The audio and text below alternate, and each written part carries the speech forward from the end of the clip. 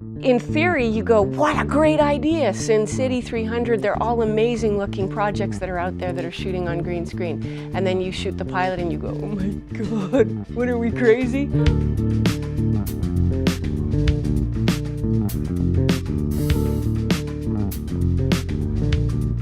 From a story and effects standpoint, these are huge shows. To me, what makes an effect work is that it's propelling the story forward. You know, stopping for any length of time to watch an effect happen is a mistake.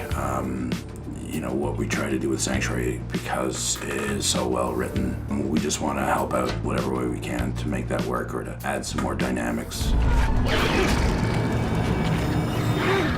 The decision to turn Sanctuary into a virtual show came from Martin Wood. It fell to Martin to really kind of envision it, to plot it out and execute it, and he did it brilliantly, and he continues to do it brilliantly. When you've got a show like Sanctuary, and you can do virtually anything, it's the biggest candy store that you could open up to those of us in production, and it's quite amazing. The virtual bit is something that people are familiar with movies, but they're not necessarily familiar with this happening on television. We're technologically pushing an envelope that most people haven't even seen sitting on the table yet. We were excited about the prospect of using Red Camera. I mean, Red Camera is really more like a computer with a lens on it than it is a traditional camera. It's a tapeless system, so we're not recording to tape. It's all stored on hard drives and it's taken back to Anthem. We're actually doing the entire post-process on the show. The images themselves are 4,000 lines of resolution, or 4K images, which is higher resolution than traditional HD is.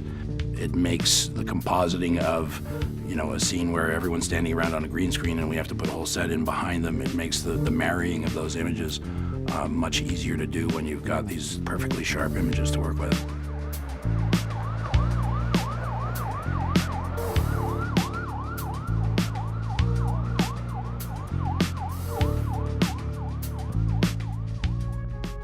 I think this is going to be unlike anything visually that anyone's ever seen. We can be almost anywhere in the world. We can shoot in the catacombs underneath the Vatican, and we can be on the top of a skyscraper. Then we can be anywhere. We can be in a subway tunnel where it's a green screen and all of a sudden a train was, you know what I mean? We can do anything. Squid! You bring them? Yeah. There are a few different kinds of shots that we're doing on the show. I mean, there's the full-blown environments where actors are walking around a green screen and we're creating an entire room set or location. In some of these, there's a technique called projection mapping, where you're actually taking real-world surfaces and textures and projecting them onto polygons, like flats. So it's almost like the Western town in the movies, where you know, if you go here, there's just the flat side of it, there's nothing behind. But if we know that we're going to be there episode after episode, then we'll build them in much more detail in three-dimensional space. Whether you build a set on a soundstage or whether you build it in a hard drive, you still have to design and build it. And that takes time and money. It's not like there's you can go to Amazon.com and pick your favorite, monster set and just download it and shoot in it. But that said, there's a whole other palette we can access, because our VisFX team and our actors' ability to absolutely emotionally bond with what isn't there yet will sell it. There are limits to what you can do practically. But I know that we are creating a look and a feel and settings that no other one-hour sci-fi show is able to do. Where the hell are we? To be honest, no idea. There's nothing like working in a scene and having Marty say, okay, so now you're standing on the edge of the building and you and Amanda are doing your scene, and look out there, there's a bright, old city out there, and you kind of paint an image in your mind of what it is during the scene. And then to walk in and see what Lee has done and what's actually there, it's just so thrilling.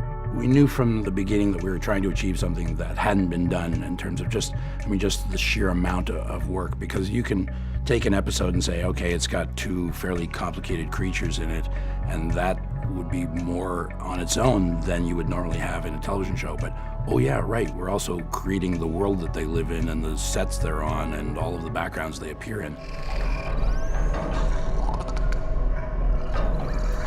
We have a great creature crew at Anthem, and I have to say that this is something that has a big team behind it. My visual effects crew members are creating these creatures and these environments, and it's got to propel the story forward and put the audience in a place where, you would never be able to go normally on a television series.